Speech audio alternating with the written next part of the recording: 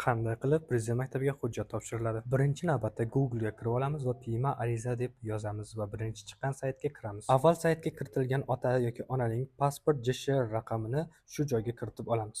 So'ngra o'zimiz oldin Al-Xorazmiy va ixtisoslashtirilgan maktablarga hujjat topshirguncha o'zimiz yaratgan parolni kiritamiz. Bu parol sizga SMS tarzida kelgan bo'ladi.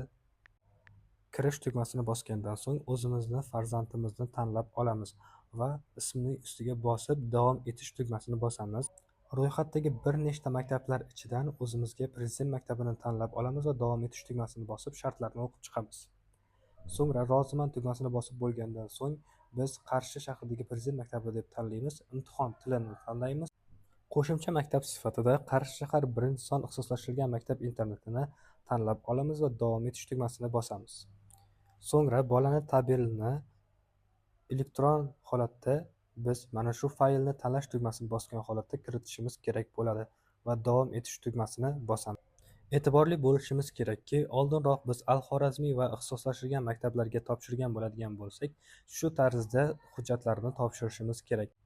Agarda siz oldin Al-Xorazmiy va ixtisoslashtirilgan maktablarga hujjat topshirmagan va saytga kirmagan bo'lsangiz, bizning YouTube kanalimizdagi birinchi videomiz orqali qanday qilinishini ko'rib olishingiz mumkin.